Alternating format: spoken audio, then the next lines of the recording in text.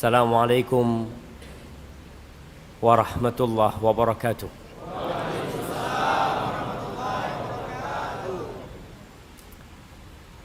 Innal hamdalillah. Masya Allah. Ada ngangkat HP. Kita mau dengerin kajian ini.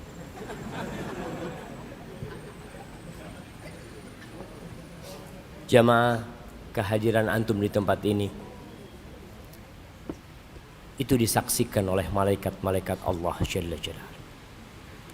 Cukup mereka yang menjadi saksi.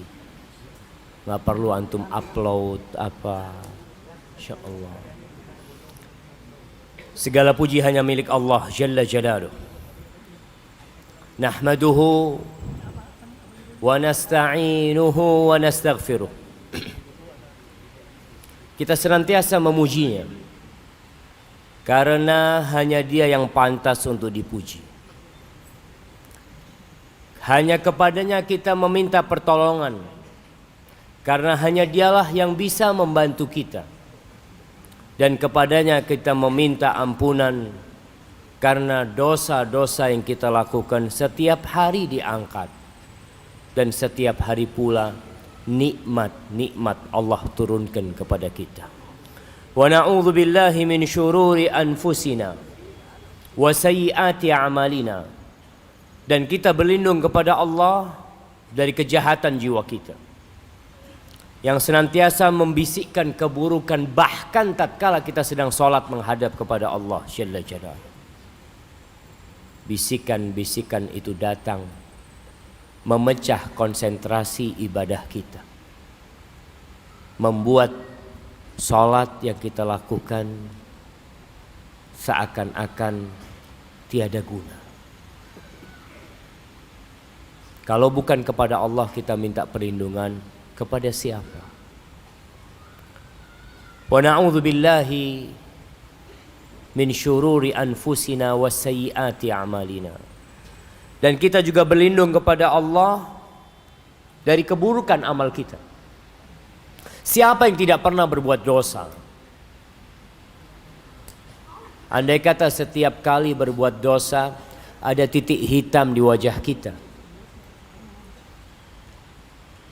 maka mungkin sebagian besar di antara kita wajahnya akan hitam karena dosa-dosa yang dia lakukan. Maka kita berlindung kepada Allah Jalla Jalaluhu. Man yahdillah fala mudhillalah wa man yudlilhu fala hadiyalah. Barang siapa yang diberi petunjuk oleh Allah, maka tidak satupun yang dapat menyesatkannya. Dan barang siapa yang disesatkan dalam kehidupan ini, maka 1000 kiai, 1000 tuan guru, bahkan 1.000.000 didatangkan, mereka tidak akan bisa memberikan hidayah. Wa ashhadu an la ilaha illallah wahdahu la syarikalah. Wa ashhadu anna Muhammadan abduhu wa rasuluh wa habibuhu wa khaliluh. Salawatu Rabbi wa salamuhu wa barakatuhu alaihi wa ala alihi wa ashabihi ajma'in. Amma ba'd. Jamaah rahimakumullah.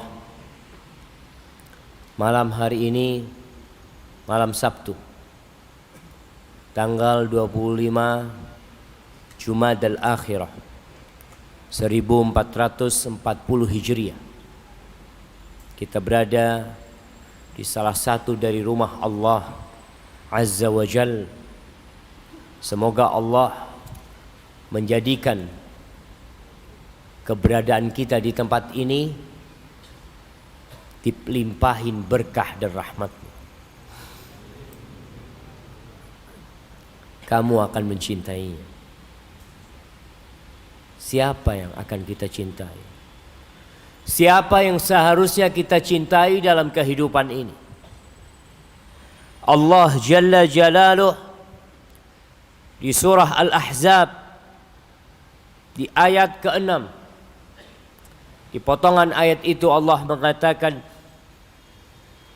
An-nabiyyu awla bil mu'minina min anfusihim wa azwajuhu ummahatuhum. Nabi kita Muhammad sallallahu alaihi wasallam itu lebih berhak atas diri kita daripada kita sendiri atas diri kita.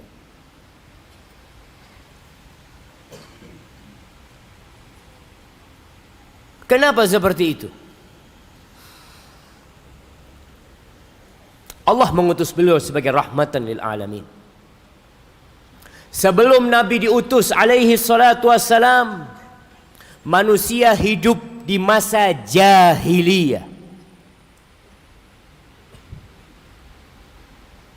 Antum camkan kalimat jahiliyah. Bukan seperti istilah jahiliyah buat teman-teman yang baru hijrah, yang mengatakan Ustadz dulu ana jahiliyah Ustadz. Mereka berada di masa di mana batu diagungkan, binatang-binatang dikeramatkan, yang berkuasa memakan yang lemah, perzinaan dilakukan seperti hal yang biasa. Anak-anak perempuan dicabut hak hidupnya oleh mereka. Allah mengatakan wa idzal mau'udatu su'ilat bi ayyi dzambin qutilat. Ketika bayi-bayi perempuan yang dikuburkan itu ditanya, apa dosa kalian sehingga kalian harus dikubur hidup-hidup? Pada masa itu datang seorang nabi yang dikenal dengan Al-Amin. Selama hidupnya di kota Mekah 40 tahun menjadi manusia biasa, menjadi warga Mekah yang belum mendapatkan wahyu ilahi. Seluruh penduduk Mekah bersepakat bahwa beliau adalah makhluk terindah yang ada pada waktu itu, Al-Amin. Bahkan tatkala terjadi pertikaian yang hampir saja menjadikan Masjidil Haram banjir darah, selama 3 hari 3 malam, ketika umur Nabi kita alaihi salatu wassalam 35 tahun, mereka bingung siapa yang paling pantas meletakkan Hajar Aswad. Semua kabilah beranggapan kami. Ada satu yang berani menyentuh, darah akan dikucurkan. Semua kabilah beranggapan mereka lebih pantas untuk meletakkan Hajar Aswad. Setelah 3 hari, mulai amarah mereka pudar. Akhirnya mereka berkata, sudahlah, kita jadikan orang yang pertama masuk ke Masjidil Haram ini penengah kita. Ditungguin oleh mereka yang 3 hari 3 malam mungkin tidak tidur. Ditunggu, tahu-tahu ada seorang manusia yang muncul dari lorong-lorong di antara rumah penduduk Mekah. Dulu nggak ada bangunannya Masjidil Haram, yang ada Ka'bah, tempat tawaf yang dipagarin oleh rumah penduduk. Kenapa ada yang berdiri di sana? Nggak ada tempat duduk. Jamaah, masih ada tempat di dalam? Masya Allah. Semoga yang berdiri, yang lebih besar pahalanya yang berdiri apa yang duduk?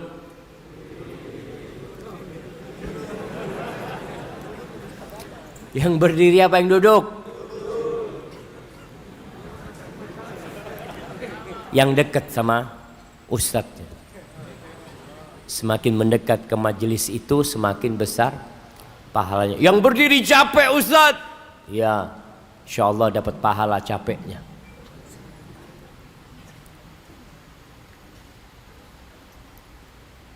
Ditungguin tuh.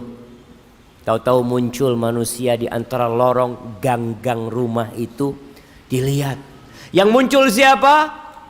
Nabi kita Muhammad sallallahu alaihi wasallam. Keluar Nabi berjalan. Apa kata penduduk Mekah pada waktu itu?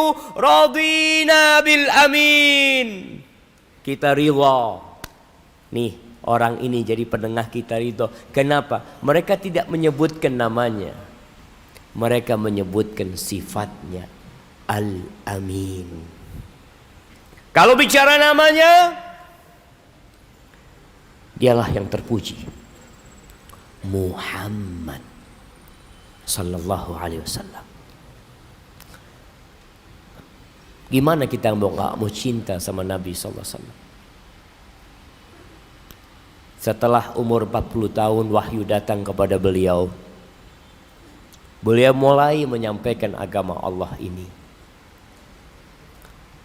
kepada orang-orang yang beliau pilih. Istrinya Khadijah radhiyallahu ta'ala anha, yang Nabi alaihi salatu wassalam begitu mencintai Khadijah. Kalau antum membaca sejarah tentang Khadijah, antum akan cinta sama itu perempuan. Ikhwanil kiram, Allah itu kirim salam sama Khadijah. Antum bisa bayangkan Allah yang menciptakan langit 7 lapis itu kirim salam sama Khadijah. Jibril kirim salam dan Nabi sangat mencintai Khadijah. Abu Bakar As-Siddiq radhiyallahu ta'ala anhu, Ali bin Abi Thalib radhiyallahu ta'ala anhu, Zaid bin Harithah. Nabi terus menyampaikan dakwah ini dan ditentang oleh kaumnya. Berulang kali beliau disakiti secara verbal dan secara fisik.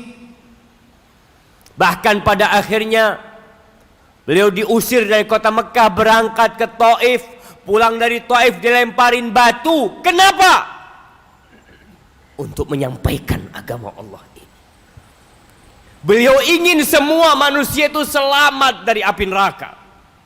Beliau ingin kita itu selamat dari api neraka. Terus beliau memberikan nasihat. Antum cinta sama orang tua antum.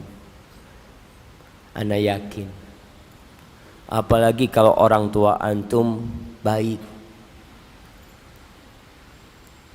Orang tua antum yang ngajarin antum sholat. Antum diajarin ngaji oleh ibu antum. Dibimbing ngaji. A, ba, ta, sa. Dipakaiin baju untuk bisa berangkat ke masjid. Kalau antum ingin sesuatu dibelikan oleh orang tua antum, maka antum akan cinta. Nabi kita itu lebih sayang kepada kita daripada orang tua kita kepada kita.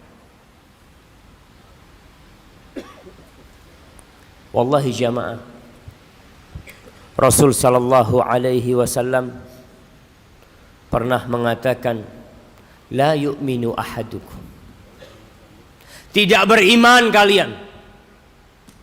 Seseorang di antara kalian tidak akan disebut mukmin hatta akun ahabba ilaihi min walidihi wa waladihi wan nasi ajma'in. Kalian tidak akan dikatakan beriman sampai menjadikan aku, kata Nabi SAW, lebih dia cintai daripada bapak dia, daripada ibu dia, daripada anak dia, bahkan daripada seluruh manusia. kita harus mencintai Nabi SAW lebih daripada cinta kita kepada negeri kita sendiri, bangsa kita sendiri. Kenapa? Kenapa kita harus cinta kepada Nabi SAW?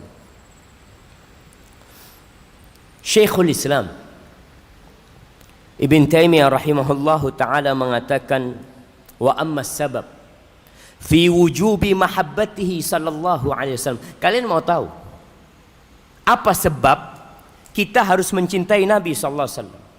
Wa ta'zimihi, kita harus mengagungkan Nabi sallallahu alaihi wasallam aktsar min ayyi syakhsin, lebih banyak daripada manusia manapun. Kenapa? Beliau mengatakan, fali anna a'zamal khairi fid dunya wal akhirah la yahsulu lana illa ala yadin nabi sallallahu alaihi wasallam bil imani bihi wattiba'i. Kebaikan jamaah, kebaikan dunia dan akhirat itu tidak akan pernah kita dapatkan kecuali lewat jalan Nabi alaihi salatu wassalam. Kita nggak akan pernah berbahagia, Allahu Akbar jamaah, di dunia dan di akhirat kecuali lewat jalan Nabi alaihi salatu. Beliau itu yang kasih tahu kepada kita, nih jalan menuju surga. Engkau jalan ini berlobang, jalan ini penuh dengan onak dan duri. Hati-hati, kau bawa lampu. Jangan sendirian, engkau bawa guru, engkau bawa teman. Siapa yang ngajarin? Nabi kita alaihi salatu wassalam. Wallahi jamaah, kalau ada satu manusia, seorang penguasa yang kasih antum satu pulau di negeri ini, kasih antum pulau Sulawesi, antum jadi penguasa, jadi raja di Sulawesi, antum yang memiliki semua tanah yang ada di sini, antum bisa berbuat apa saja di sini. Bagaimana antum akan mensyukuri itu orang yang memberikan kebaikan kepada antum? Antum tidak akan pernah lupa. Taib, kalau antum suatu hari hendak tenggelam di dalam sungai, antum sudah hampir mati, kemudian ada orang yang mengambil tangan antum, mengeluarkan antum ke daratan, dan antum selamat dari kematian. Berapa kali antum akan bersyukur kepada orang itu? Bagaimana cinta antum kepada orang itu? Nabi alaihi salatu wassalam itu yang menyelamatkan kita dari api neraka jemaah. Lalu engkau nggak mau sholawat buat Nabi SAW? Ahibati fillah, sebagian ulama mengatakan, idza ta'ammal al-'abdu an-naf'al hasil lahu min jihati Rasul sallallahu alaihi wasallam alladhi akhrajahu Allah bihi min dhulumatil kufri ila nuril iman. Apabila seorang merenungkan, antum duduk, antum coba bertafakkur, merenungkan manfaat yang didapatkan dari Rasul sallallahu alaihi wasallam, yang dengannya Allah mengeluarkan kita dari alam kegelapan menuju ke alam yang terang benderang, dari kegelapan kekufuran menuju cahaya iman. Alima annahu, Allahu Akbar, alaika salatu wassalam ya Rasulullah, alima annahu sababu baqa'i nafsihil baqa'al abadi fin na'imis sarmati. Ketika itu antum akan tahu kalau Nabi itu penyebab kita hidup kekal abadi dalam kenikmatan selama-lamanya. Itu Nabi sebabnya. Wa alima anna naf'ahu bidzalika a'zam min jami'i wujuhil intifa'. Dia akan tahu bahwa manfaat yang dia dapatkan dari arah Nabi SAW lebih banyak dari semua manfaat yang kau dapatkan di dunia ini, dari mana saja. Fastahaqqa lidzalika an yakuna hadduhu min mahabbatihi awfar min ghairihi. Maka pantaslah Nabi mendapatkan cinta lebih banyak daripada kecintaan kita kepada orang tua kita, daripada kecintaan kita kepada anak kita, kepada istri kita, kepada negeri kita. Pantas jamaah. Karena lewat beliaulah kita bakal bisa hidup kekal selama-lamanya dalam kenikmatan. Walakinnan nas yatafawatuna fi dzalika bihasabi istihdari dzalika wal ghaflati anhu. Kita ini beda-beda, tapi cinta kita sama Nabi beda. Apa yang menyebabkan perbedaan itu? Perbedaan itu disebabkan perasaan antum. Kondisi antum, hadir enggak kebaikan-kebaikan Nabi buat kita di diri antum? Sebagian enggak pernah tahu tentang Nabi SAW.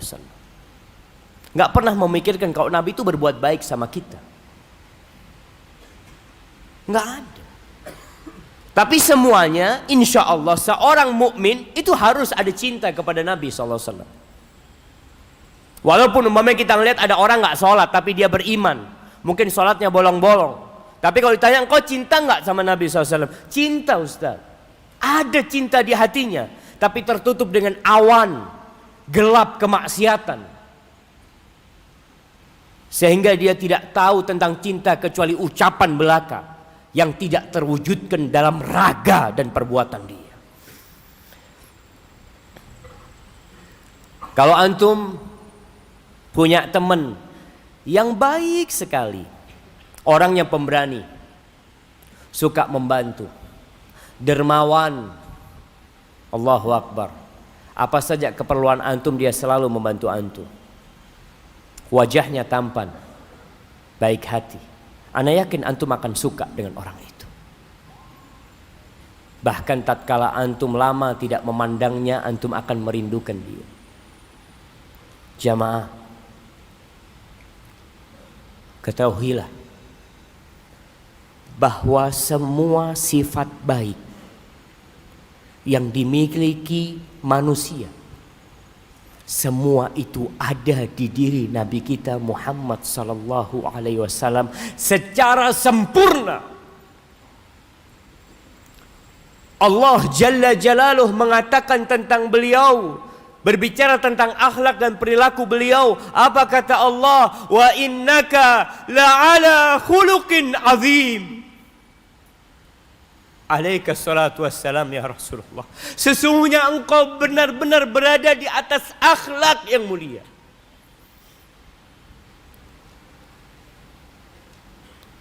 Allah mengatakan, laqad ja'akum rasulun min anfusikum azizun alaihi ma anittum harisun alaikum bil mu'minina raufur rahim. Itu Nabi kita. Beliau itu nggak ingin umatnya ini diberatkan dengan perintah-perintah Allah. Antum bayangin Nabi kita Muhammad sallallahu alaihi wasallam bolak-balik antara Nabi Musa dan Allah di Sidratul Muntaha sana, untuk urusan sholat yang 50 waktu. Dia minta diringankan sampai akhirnya jadi 5 waktu. Ketika 5 waktu turun dengan perintah itu, ditanya oleh Nabi Musa alaihi salam, berapa yang Allah wajibkan kepadamu?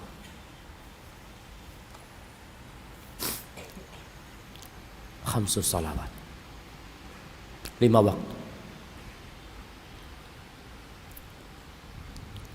Apa kata Nabi Musa alaihissalam? Engkau minta keringanan lagi, umatmu gak mampu.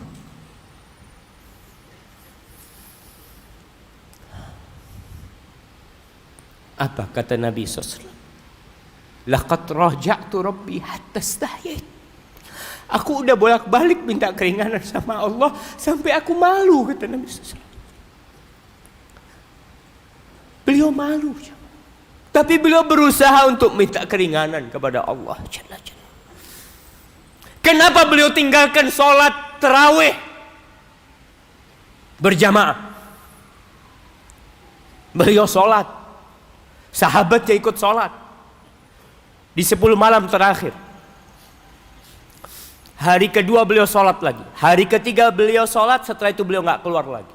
Para sahabat menunggu datangnya Nabi SAW untuk memimpin sholat.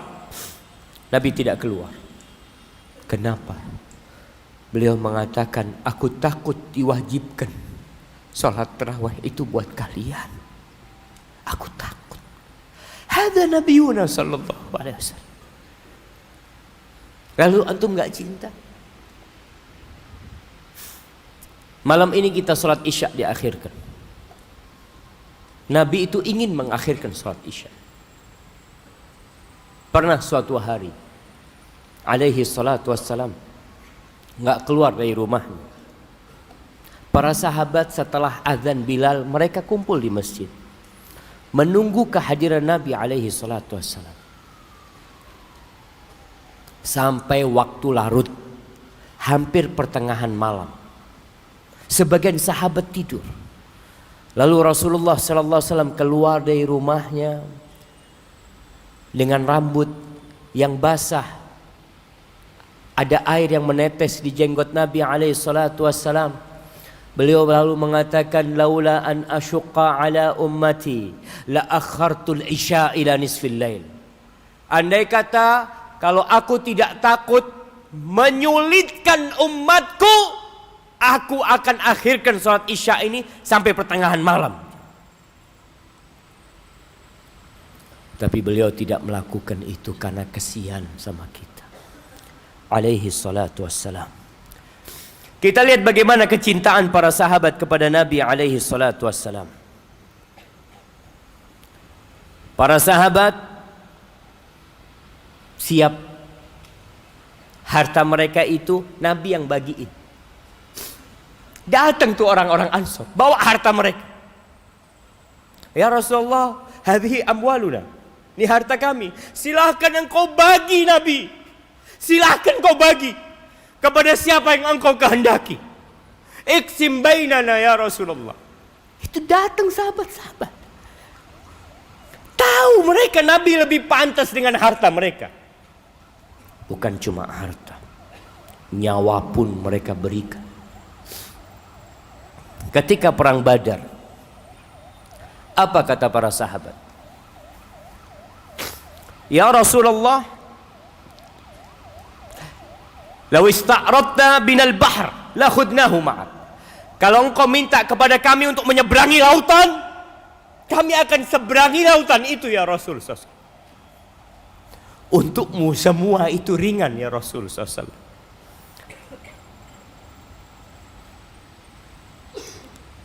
Para sahabat rindu kepada Nabi SAW.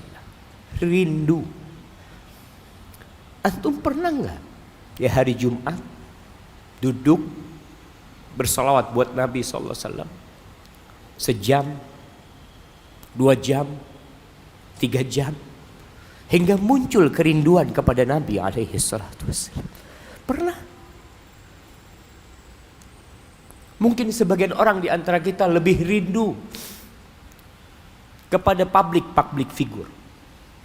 Ada sebagian di antara antum yang rindu berjumpa dengan ustadz, tapi antum gak rindu berjumpa dengan Nabi SAW. Salah kita membagi rindu kita, jemaah. Antum seharusnya hidupkan rindu kepada Nabi SAW. Anas bin Malik radhiyallahu ta'ala anhu mengatakan, kana Rasulullah sallallahu alaihi wasallam yuqbilu wa ma 'alal ardi syakhsun ahabba ilaina minhu. Biasanya Nabi SAW datang tuh kepada kita, subhanallah, kata Anas, tidak ada satupun manusia yang lebih kita cintai daripada beliau alaihi salatu wassalam.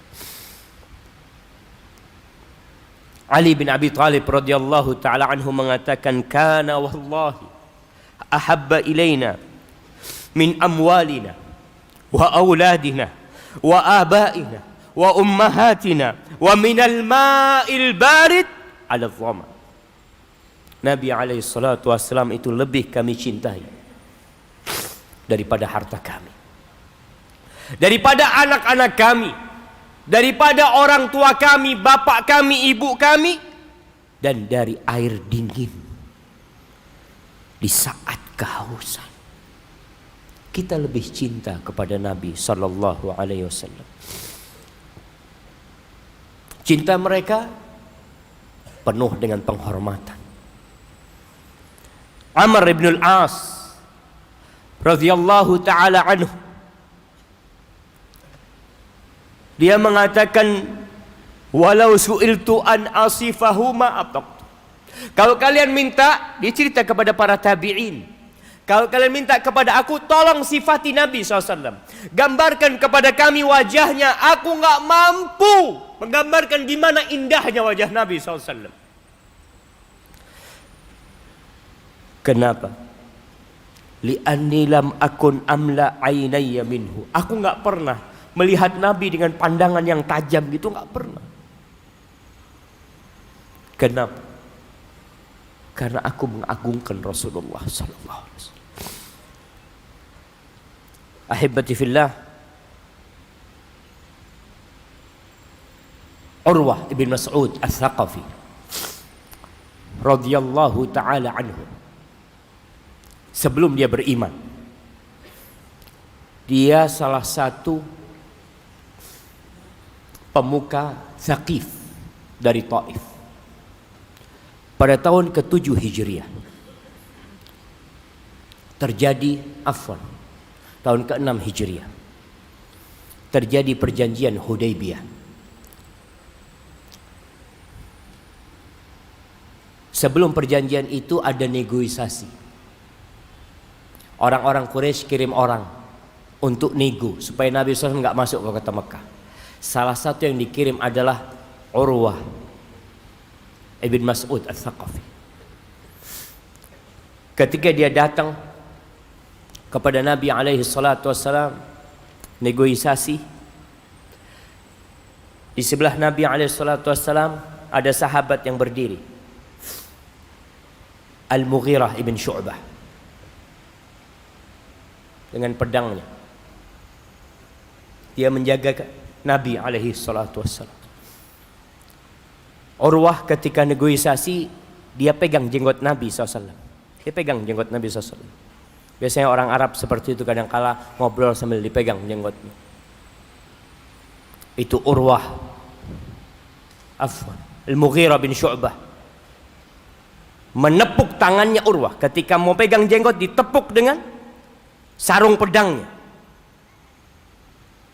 Tarik tanganmu sebelum tidak kembali lagi kepadamu.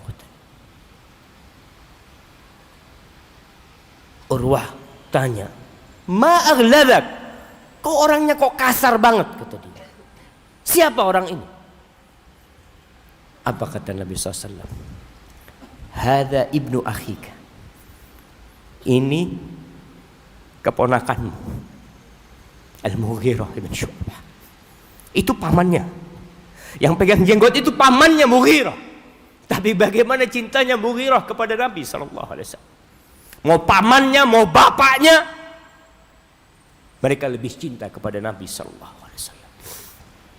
Setelah pulang habis negosiasi, dia mengatakan kepada orang-orang Quraisy, ya ma'syara Quraisy, aku ini pernah dikirim bersama delegasi menjumpai Raja Romawi, Kaisar Romawi, Kisra yang ada di Persia, Muqawqis yang ada di Mesir. Aku sudah melihat raja-raja, tapi aku tidak pernah melihat sebuah umat yang mencintai rajanya seperti cintanya sahabat Muhammad kepada Muhammad sallallahu alaihi wasallam.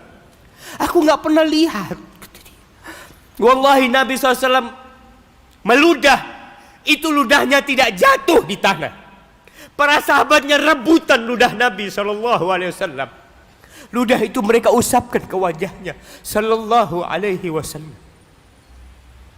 Ketika Nabi berwudu, sahabat itu rebutan air wudu itu sampai mau bunuh-bunuhan.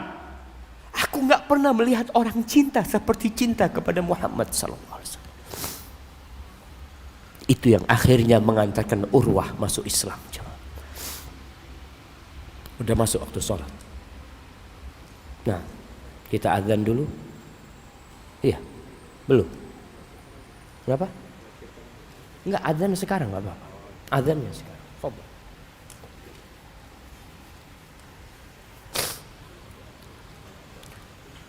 Silahkan yang azan dulu, lalu kita lanjutkan.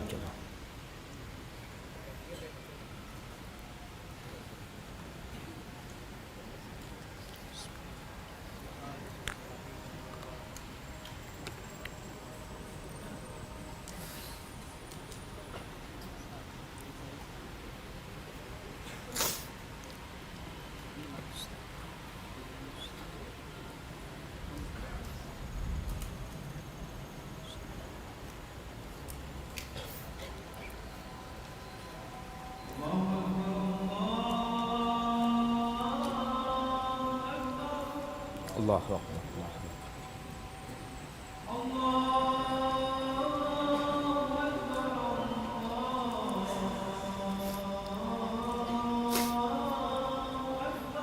Allahu Akbar.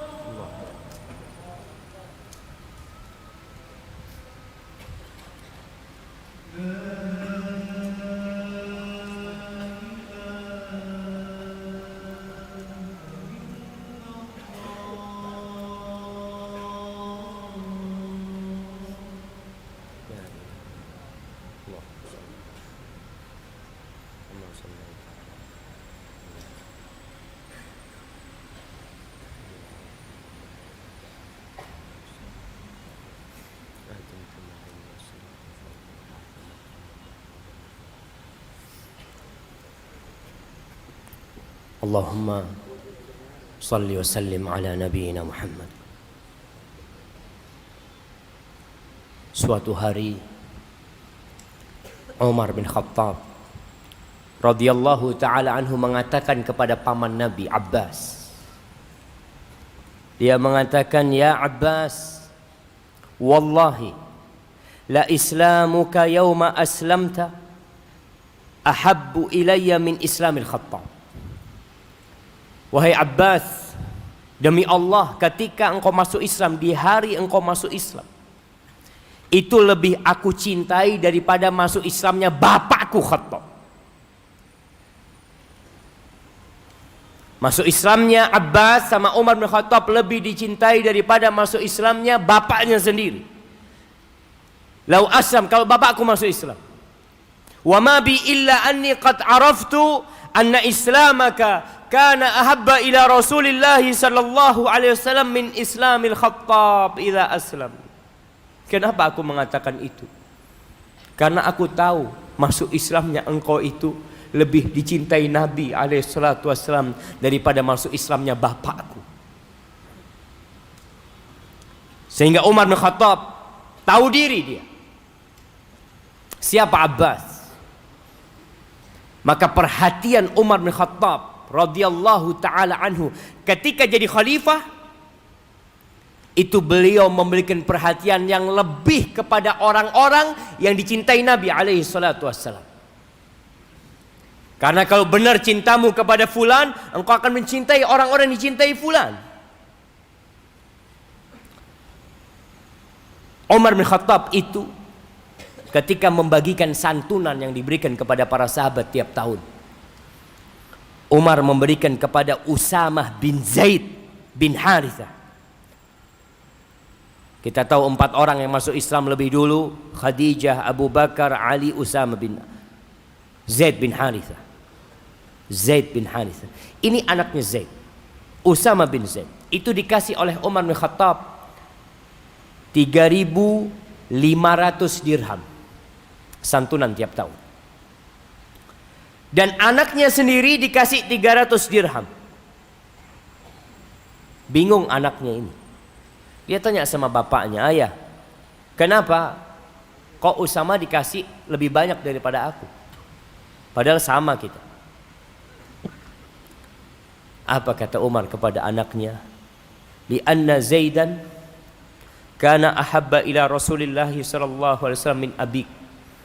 Karena Zaid itu lebih dicintai Nabi daripada bapakmu sallallahu alaihi wasallam.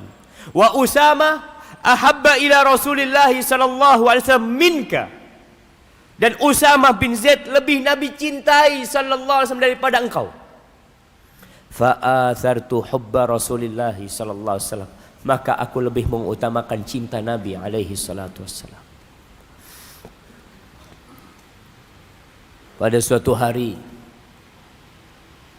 datang seorang kepada Nabi alaihi salatu wassalam. Cerita ini disebutkan oleh Syekh Albani dalam As-Sahihah. Orang ini mengatakan, "Ya Rasulullah, alaika salatu wassalam ya Rasulullah. Innaka la ahabbu ilayya min nafsi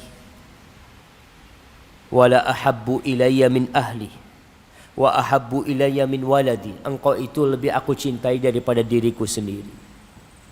Engkau itu lebih aku cintai daripada istriku, daripada anakku. Wa inni la akunu fil bait fa'adhkuruka.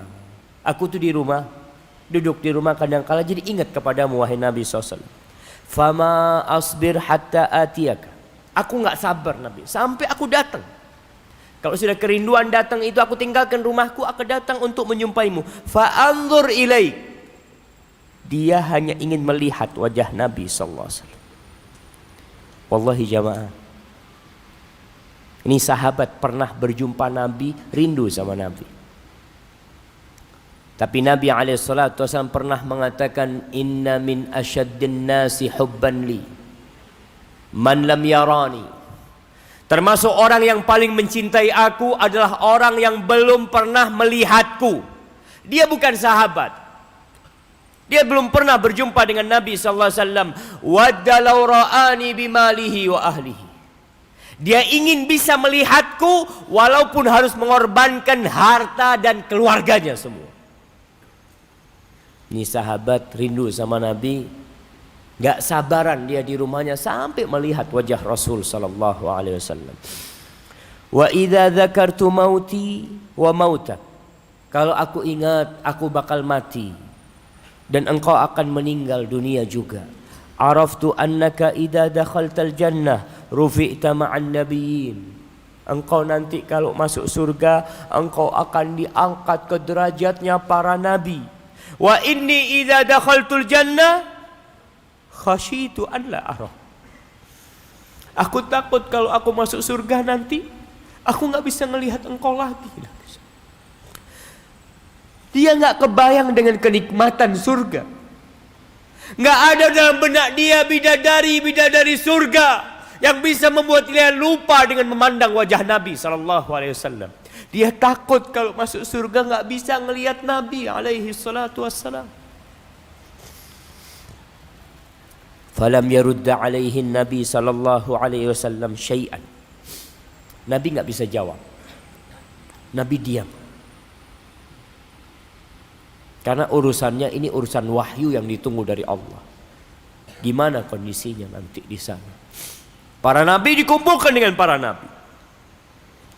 Akhirnya Allah turunkan firman-Nya di surah An-Nisa ayat 69. Allah mengatakan, "Wa may yuti'illaha war rasul." Barang siapa yang patuh kepada Allah dan Rasul-Nya, faulaika ma'al ladzina an'ama Allahu 'alaihim, maka mereka akan dikumpulkan bersama orang-orang yang Allah berikan nikmat kepada mereka, minan nabiyyin, dikumpulkan bersama para nabi, was-siddiqin, dan orang-orang yang siddiq, wasyuhada, dan orang-orang yang mati syahid, was-salihin, dan orang-orang soleh, wa hasuna ulaika rafiqa, dan mereka adalah sahabat teman yang sangat baik. Jamaah, suatu hari datang lagi sahabat kepada Nabi sallallahu alaihi wasallam. Dia mengatakan, "Ya Rasulullah, mata sa'ah?" Wahai Rasul, alaika salatu wassalam, ya Rasulullah, kapan kiamat akan terjadi? Nabi alaihi salatu wassalam balik bertanya, wa madza a'datta lis-sa'ah, dan apa yang engkau persiapkan untuk kiamat? Kata dia, ya aku sholat, cuma ya nggak banyak.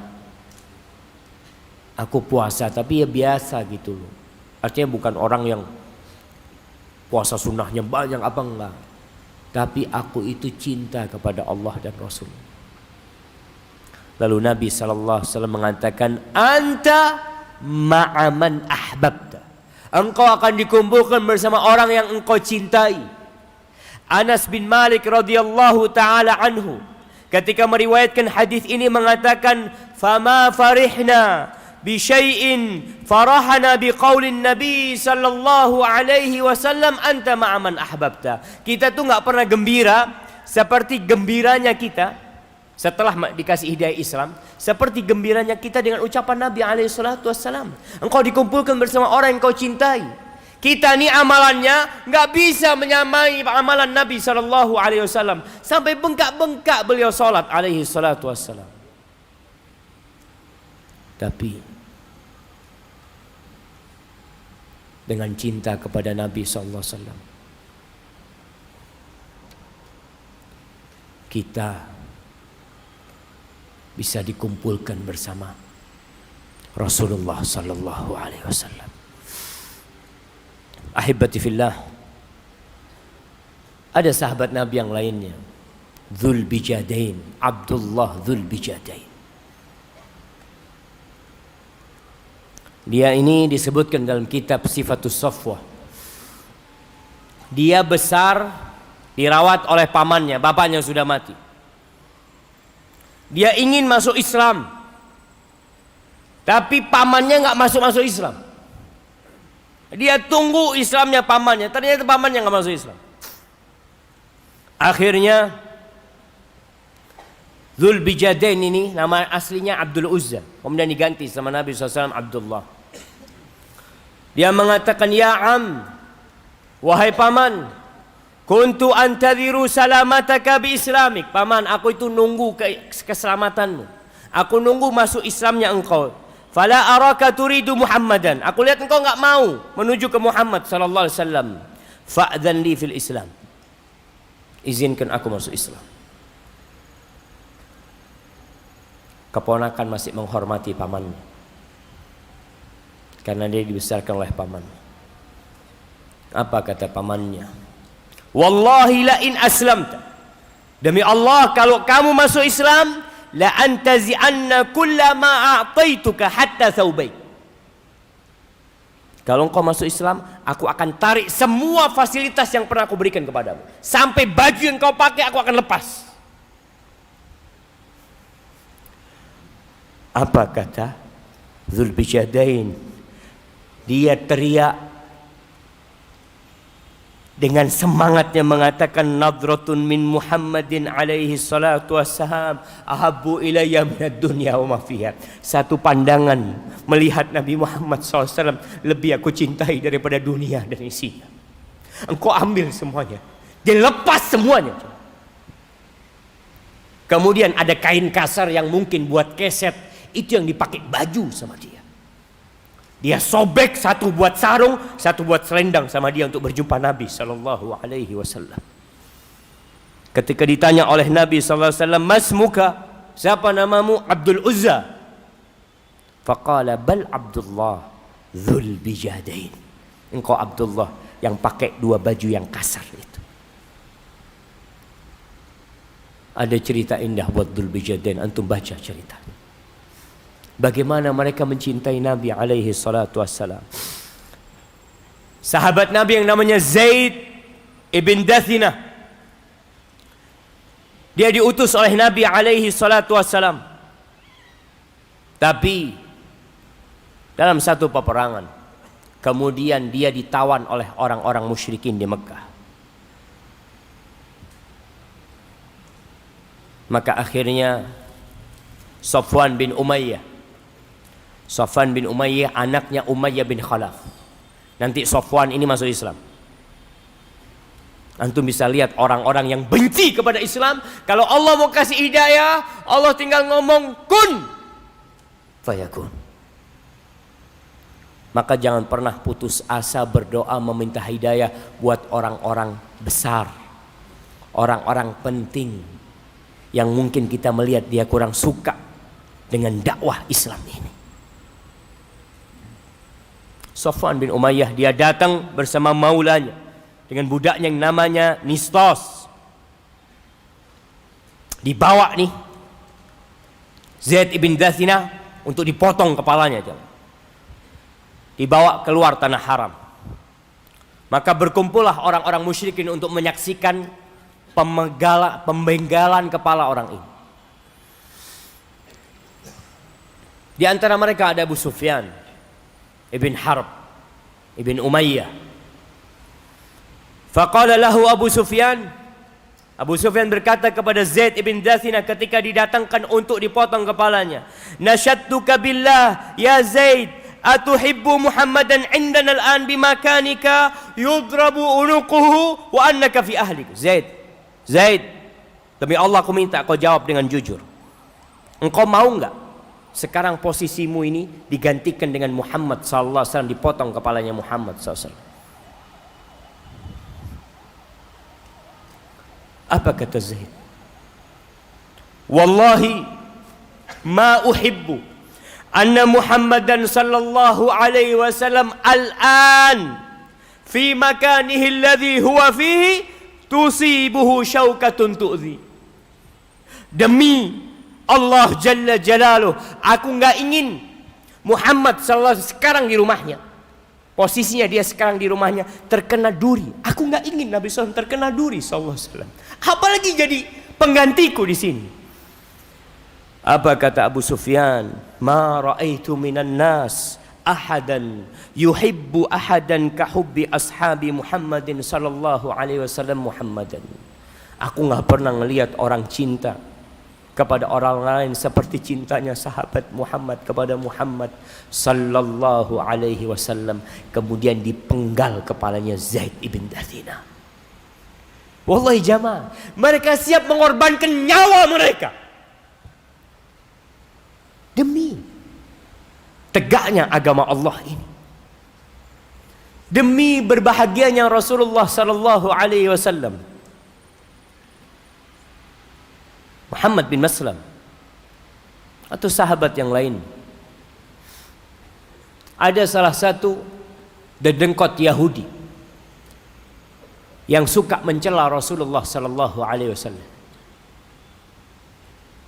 Dia siap membunuh orang itu. Dia berangkat ke rumahnya. Dia datang ke kampung kabilahnya dan dia bunuh orang itu. Karena suka menyakiti Rasulullah sallallahu alaihi wasallam. Mu'ad ibn Amr ibn Jamuh sama Muawid bin Afra, dua pemuda pembunuh Abu Jahal. Ketika perang Badar, dia berada di sampingnya Abdurrahman bin Auf, di kiri dan kanan Abdurrahman bin Auf. Abdurrahman bin Auf nggak nyaman berada diapit oleh dua anak muda yang mungkin tidak memiliki kekuatan untuk melindungi dia dalam peperangan. Tapi ternyata dua orang ini mencolek Abdurrahman bin Auf, tanya, "Ya Am, arini Abu Jahal." Wahai paman, tunjukkan kepada aku mana Abu Jahal. Mana Abu Jahal? Kata Abdurrahman, ada apa engkau sama Abu Jahal? Aku tuh dengar kalau dia suka mencaci maki Nabi Muhammad SAW. Annahu yasubbun Nabiyya sallallahu alaihi wasallam. Hari ini aku akan selesaikan urusan ini. Wallahi la in ra'aituhu la yufariku jasadi jasadahu au sawadi sawadahu hatta yamutal ajal minna. Kalau aku melihat dia hari ini, tubuhku tidak akan berpisah dengan tubuh dia sampai orang yang paling cepat mati duluan. Yang di sebelahnya Muawid juga mencolek Abdurrahman bin Auf, sama pertanyaan dia. Subhanallah jemaah. Ketika peperangan dimulai, Abdurrahman mengatakan kepada dua orang ini, "Hadza sahibukuma." Nih, kalian lihat, ini Abu Jahal. Kedua anak muda itu lari seperti elang yang hendak menarkam mangsanya. Lari. Kemudian ditebas Abu Jahal. Selesai membunuh Abu Jahal, selesai urusannya. La. Keduanya lari mencari Nabi SAW. Ya Rasulullah, dicari Nabi. Dikasih tahu, ya Rasulullah, aku sudah bunuh Abu Jahal. Aku sudah bunuh Abu Jahal ya Rasulullah. Kedua orang ini mengatakan, kami yang membunuhnya. Dilihat pedangnya yang masih ada darah-darah, kalian keduanya membunuhnya. Setelah itu mereka berdua perang kembali. Muawid bin Afra mati ketika perang itu.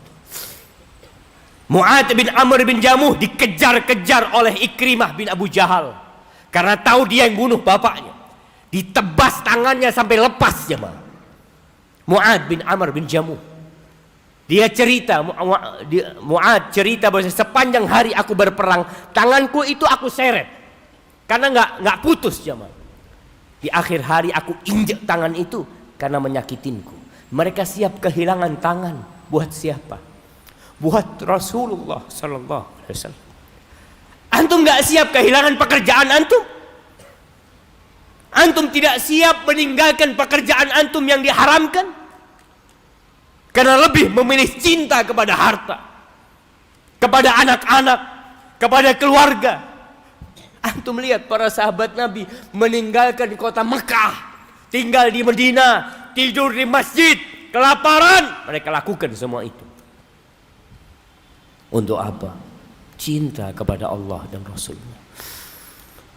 Ahibati fillah, Selesai perang Uhud, berita kematian, tewasnya para sahabat itu masuk ke dalam kota Madinah.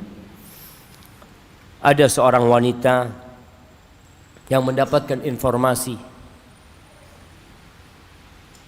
suaminya mati, bapaknya mati, saudaranya mati. Dia lihat tuh jenazah bapak, suami, saudaranya mati. Apa yang dia tanyakan? Dia nggak teriak-teriak dengan kematian saudara-saudaranya, dengan kematian ayah dan suaminya. Dia bertanya, "Ma fa'ala Rasulullah sallallahu alaihi wasallam?" Nabi gimana kondisinya? Rasulullah gimana kondisinya? Rasulullah khairan, kata dia. Huwa bihamdillah kama tuhibbin. Nabi baik seperti yang kau inginkan. Aruni hatta anzur ilaih. Tunjukkan, aku mau lihat Nabi SAW. Aku mau lihat Nabi. Dia nggak kepikiran dengan bangkai bapaknya. Dia kepingin lihat Nabi, mana Nabi. Ketika ditunjuk, itu Nabi, kata dia. Dia datang menjumpai Nabi alaihissalatu wassalam, mengatakan, "Ya Rasulullah, kullul musibati ba'daka jalalu." Semua musibah, apa saja musibah yang menimpaku, setelah engkau nggak apa-apa, itu ringan buat aku, wahai Rasul sallallahu alaihi wasallam. Ahibati fillah, para tabi'in, orang-orang soleh. Imam Malik, dia itu tidak meriwayatkan dari Ayyub As-Sikhtiyani. 2 kali Ayyub As-Sikhtiyani datang ke Madinah haji, Imam Malik tidak meriwayatkan. Kenapa?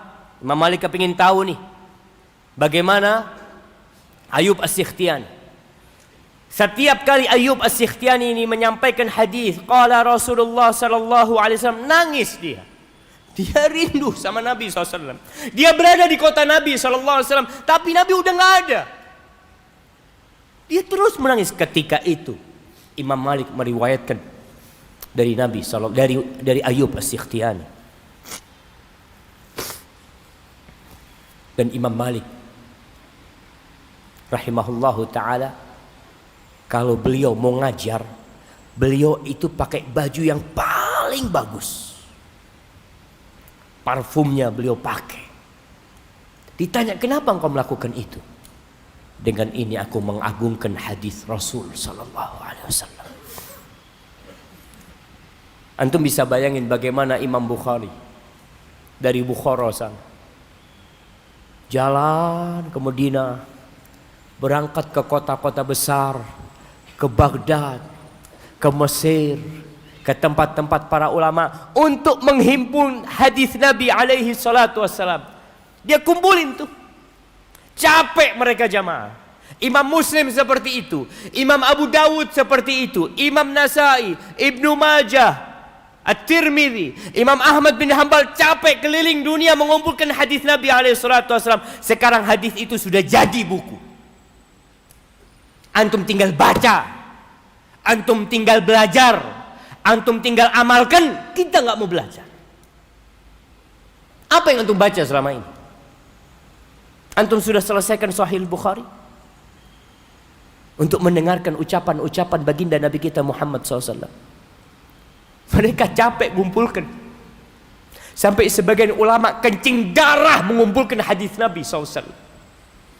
Mereka cinta kepada Nabi SAW. Dan tugas kita sekarang mengamalkan. Belajar antum sekarang.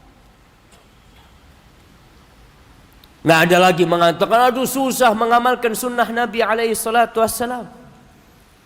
Sunnah ini sudah diamalkan oleh orang-orang sebelum kita, dan mereka mampu mengamalkan.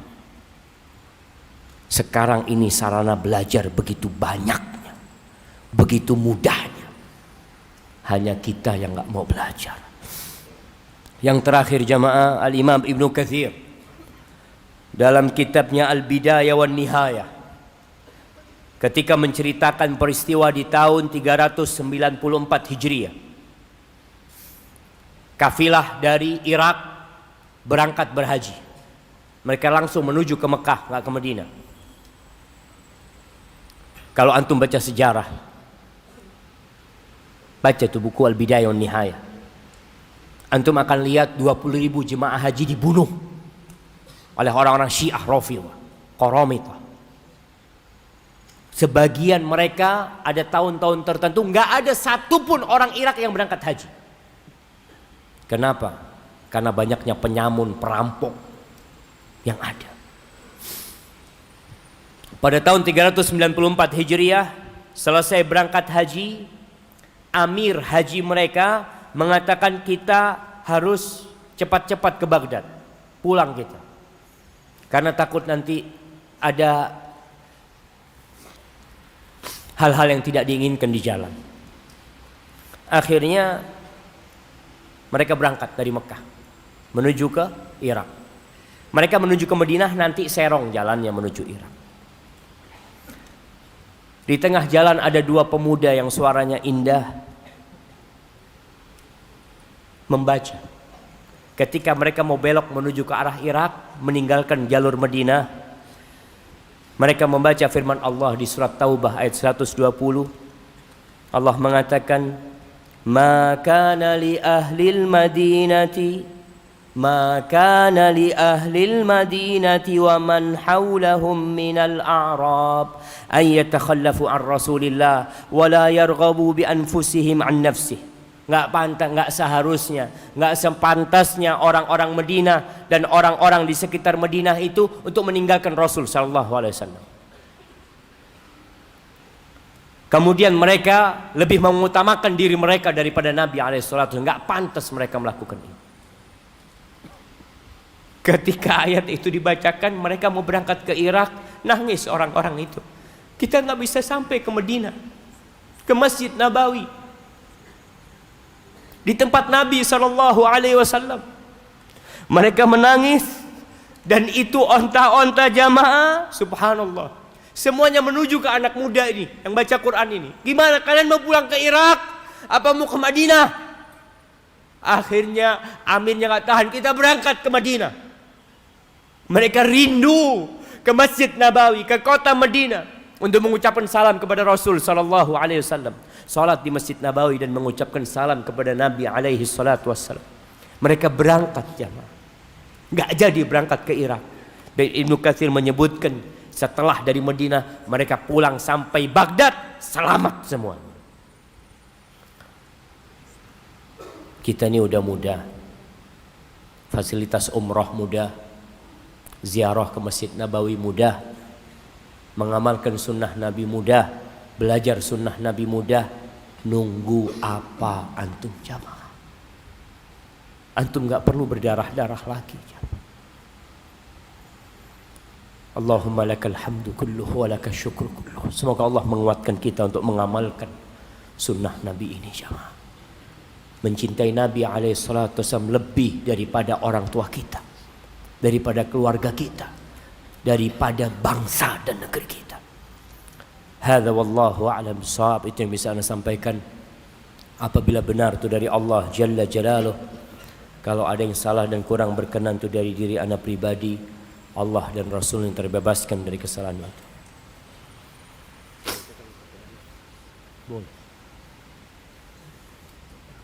Bismillah. Ustaz, apakah seorang ahli maksiat dan orang munafik seperti saya bisa bertemu dengan Nabi surga? Mohon doa Ustaz. Aku ingin tobat, tapi mengapa aku seorang tidak pantas, terlalu kotor dan bergelimang dengan dosa?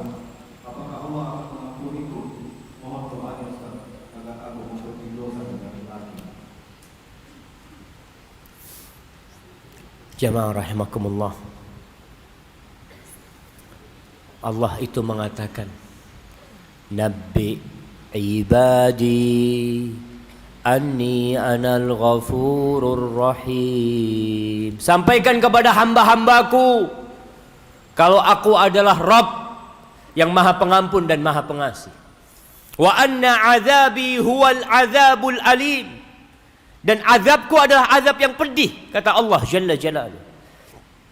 Semuanya melakukan dosa, dan semuanya memiliki kesempatan yang sama bertobat kepada Allah Subhanahu wa ta'ala. Tinggal engkau harus berusaha memerangi nafsumu sendiri. Pintu taubat tidak pernah ditutup sampai ruh seorang berada di kerongkongan, sampai matahari terbit dari arah barat. Maka tugasmu sekarang kalau engkau merasa berbuat dosa, cepat bertobat. Tinggalkan teman-temanmu, ganti tempat mainmu, cari orang-orang yang baik. Allah Jalla Jalaluh tidak akan pernah bosan sampai engkau bosan tobat kepadanya. Tapi kalau engkau tidak meninggalkan teman-temanmu, tetap mengikuti hawa nafsumu, maka ditakutkan ajal menjemputmu, engkau tetap berlumuran dosa. Allah jamaah, ya kalau bicara penyakit-penyakit seperti ini di masyarakat, itu biasanya karena sohib dan teman, karena apa yang ditonton juga.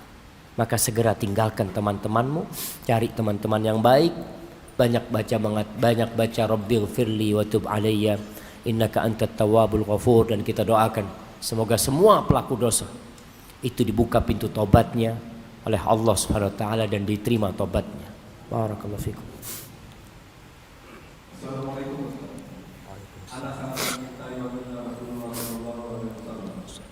Cita-cita tertinggi anak ingin sekali memeluk Ustaz di telaga nanti beliau mengaku. Namun anak takut Ustaz, jika sampai aja nanti anak belum sampai melaksanakan sunnah terbesarnya, yaitu menikah. Anak memiliki niat menikah, namun anak takut jika sampai aja nanti anak tidak sempat melaksanakannya. Apakah anak masih bisa memeluk Rasulullah jika anak meninggal dalam keadaan budak yang dikatakan bukan bagian dari umat?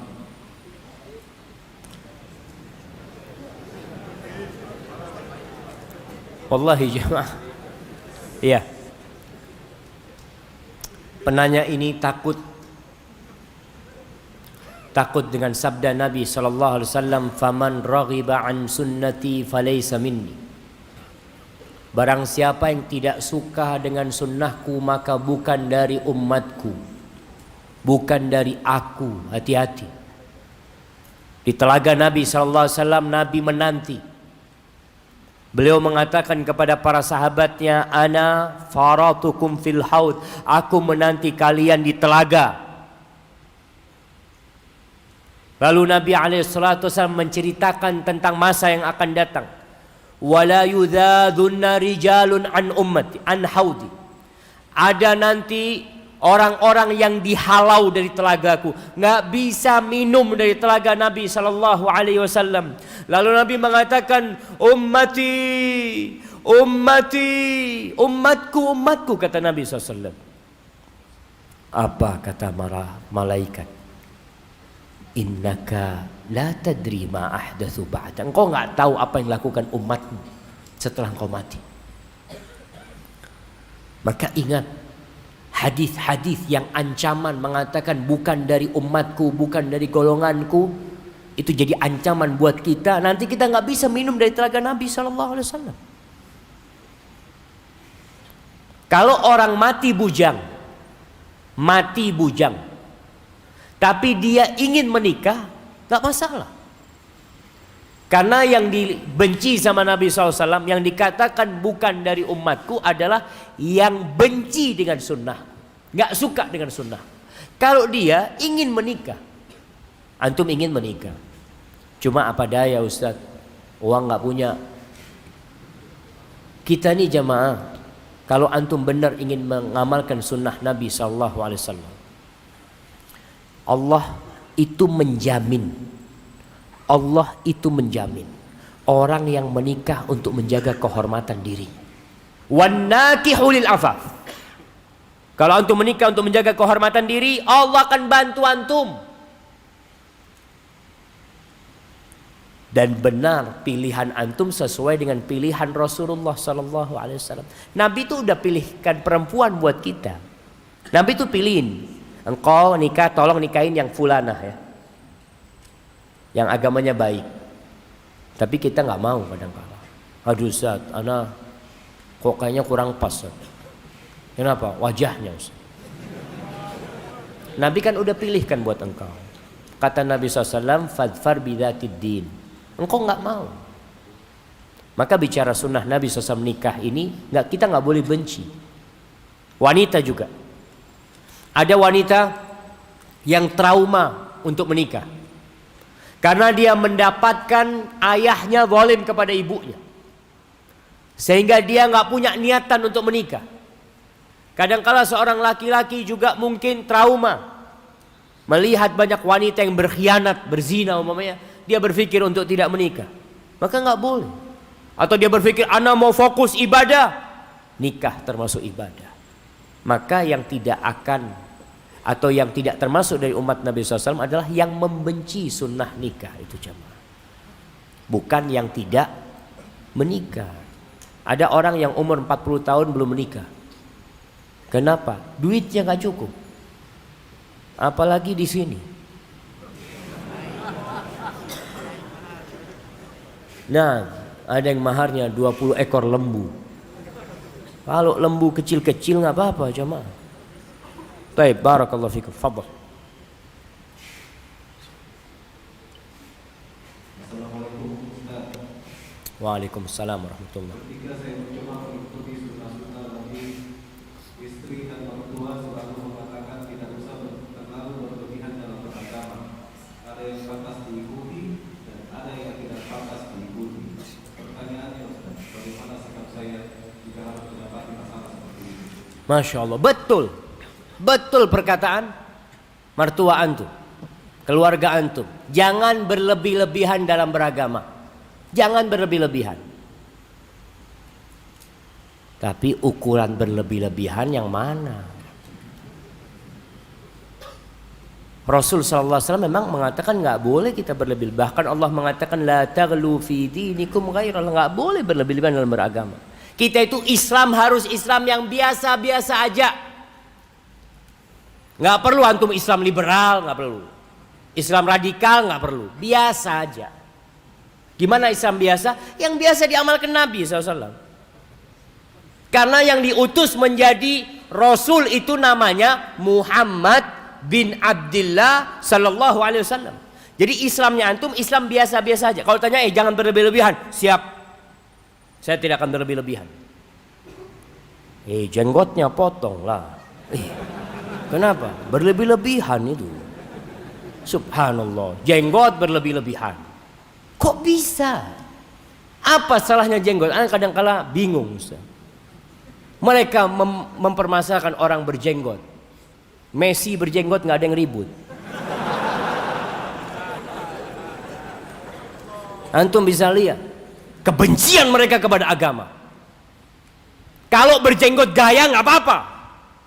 Kalau berjenggot karena Nabi Muhammad SAW jangan berlebih-lebihan itu. Na'udzubillah. Tapi memang orang kalau sudah bicara agama jamaah, mulai berat dia. Karena dia kalau ngelihat orang itu mau melaksanakan sunnah, lalu dia tidak mengamalkan, dia merasa orang ini berlebih-lebihan karena dia tidak mengamalkan itu. Maka katakan kepada mertua, siap, kalau saya berlebih-lebihan tolong ditegur. Ditegur. Ini loh berlebih-lebihan, Nabi tidak mengamalkan itu. Apa standar Islam itu? Ya Nabi Muhammad SAW, sunnahnya Nabi SAW. Yang lewat berlebih-lebihan. Umpamanya antum sholat malam dari habis isya sampai subuh, berlebih-lebihan. Antum sholat duhur 17 rakaat, berlebih-lebihan. Itu berlebih-lebihan jemaah. Nah, maka sampaikan. Antum nikah 7, berlebih-lebihan. Kalau 4, ya memang standar itu 4 Ustaz. Iya, nggak boleh berlebih-lebihan jemaah. Nah, agama nggak boleh berlebih-lebihan. Udah enak jemaah. Nabi SAW itu mengatakan taraktukum alal bayda lailiha kanahariha au lailaha kanahariha. Aku meninggalkan kalian itu seperti di antara lembaran atau roti yang putih, lembaran yang putih. Selesai sudah. Siangnya sama dengan malamnya, nggak ada gelap, sudah terang semuanya. La yazighu anha illa halik. Tidak ada yang menyimpang dari ini kecuali orang yang binasa. Maka nggak boleh berlebih-lebihan, jangan meremehkan agama dan jangan berlebih-lebihan dalam beragama. Di tengah sesuai dengan yang diamalkan Nabi SAW dan para sahabatnya. Hadza wallahu a'lam bissawab. Nah. Dan antum sabar menghadapi mertua, istri, sampaikan. Dan antum jangan sok tahu juga. Kalau ngasih mertua, itu nggak ada dalilnya itu. Mertua, dalil yang mana ini? Mertua nggak tahu dalil jemaah. Nah, fadhal. Assalamualaikum. Waalaikumsalam warahmatullahi wabarakatuh. Saya memakai jubah di mana saja, bahkan saat kuliah di kampus pakai juga jubah. Dan ada dosen yang tidak suka dengan jubah yang saya pakai. Ada apa atau sikap apa yang saya harus berbuat untuk dosen saya? Nah, antum kasih hadiah jubah dosennya. Mungkin dia nggak punya jubah. Iya jemaah. Jadi tadi kita nggak boleh berlebih-lebihan juga. Artinya jubah, sarung, ini pakaian yang dipakai oleh Nabi SAW. Nggak pakai juga nggak apa-apa. Artinya antum kalau nggak pakai jubah, pakai baju yang sopan, yang sesuai dengan sunnah. Tapi memang ada orang-orang itu yang benci dengan semua simbol Arab. Ada. Kalau datang dari barat nggak ada masalah. Kalau dari Arab jangan. Itu terjadi coba. Jadi memang ada kelompok namanya Asy'ubiyah. Asy'ubiyah itu orang anti Arab tuh. Seperti yang terjadi di Turki. Ketika Kemal Atatürk itu menguasai, dia langsung hilangkan bahasa Arab. Udah selesai, hilang bahasa, karena dia benci dengan Arab itu. Maka jubah memang identitas Arab. Tapi tadi itu bukan satu sunnah, artinya yang kalau antum nggak pakai itu tidak menjalankan sunnah Nabi SAW. Karena pakaian Nabi SAW, beliau pakai jubah, ya, beliau pakai sarung, beliau pakai rida, pakai selendang, ya. Itu sunnah yang tradisi juga, yang dipakai oleh orang-orang Arab juga pada waktu itu. Tapi bagus, antum pakai nggak ada masalah. Jadi kalau dosen antum nggak suka antum pakai jubah, antum kasih hadiah jubah. Pak, hadiah dari saya, yang bagus jubahnya. Barakallahu fikum. Nah. Ya, hadiah buat dosen. Yang tanya siapa tadi? Ayo, fadhal ke sini antum. Masya Allah.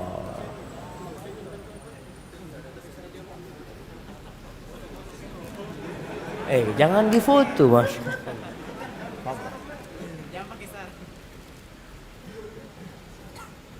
Barakallahu fikum. Sudah. Bismillah. Barakallahu fikum. Antum kasihkan ke dosennya nanti. Jangan dipakai antum. Kemudian yang pakai jubah jamaah, tolong pakai jubah yang rapi. Karena terus terang sebagian teman-teman yang ngaji ini pakai baju kurang, nggak disetrika. Oh kan nggak wajib disetrika. Nggak wajib lah. Tapi kalau disetrika bagus, pakai parfum, sehingga Islam itu kelihatan indah. Jadi orang ketika lihat antum datang ke kampus, itu jalan sekampus itu aromanya parfum antum. Allahu Akbar. Nah, jadi orang tahu, oh fulanan sudah datang ini. Dari mana?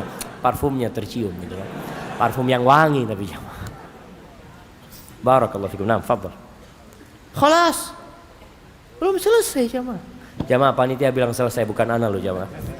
Tapi itu yang bisa ana sampaikan sebagai penutup jamaah. Sering-sering antum membaca tentang Rasulullah sallallahu alaihi wasallam. Karena tak kenal maka tak sayang. Pernah suatu hari ada orang-orang Ansor itu punya onta. Ontanya ini nggak mau kerja, marah-marah ontanya itu. Akhirnya mereka datang kepada Nabi sallallahu alaihi wasallam. Ya Rasulullah, onta kami nggak mau diajak kerja. Gimana ini solusinya? Nabi datang SAW ke kebunnya. Ketika masuk ke sana, orang-orang takut. Ya Rasulullah, jangan masuk. Nabi SAW takut nanti dia menyakitimu. Enggak, labas. Jangan takut kalian. Ketika Nabi SAW masuk, onta itu langsung datang dan sujud di sisi Nabi SAW. Dipegang sama Nabi SAW, kemudian diajak kerja sama Nabi SAW. Subhanallah. Onta kenal sama Nabi SAW. Pokok pohon kurma Nabi SAW awal datang ke Madinah, beliau nggak punya mimbar. Beliau kalau ceramah itu bersandar ke pohon kurma itu. Ketika dibikinkan mimbar, pohon kurma itu menangis, jamaah. Mengeluarkan suara seperti suaranya anaknya sapi yang ditinggal ibunya, atau seperti suara bayi dalam riwayat lainnya. Ada suara pokok yang keluar dari sana. Nabi turun dari mimbarnya, dipeluk sama Nabi SAW sampai diem. Kata Nabi SAW, kalau aku tidak peluk itu pohon, dia akan terus mengeluarkan suara sampai hari kiamat. Rindu kepada Nabi SAW. Hasan Al-Basri radhiyallahu ta'ala anhu kalau meriwayatkan hadis ini mengatakan, jamaah, pohon aja rindu sama Nabi SAW. Gimana dengan kalian? Kenapa kita tidak rindu kepada Nabi SAW? Allahumma inna nas'aluka hubbak wa hubba man yuhibbuka wa hubba kulli amalin yuqarribuna ila hubbik. Allahumma rzuqna hubbaka wa hubba nabiyyika Muhammad sallallahu alaihi wasallam. Subhanakallahumma wa bihamdika asyhadu an la ilaha illa anta astaghfiruka wa atubu ilaik. Assalamualaikum warahmatullahi wabarakatuh.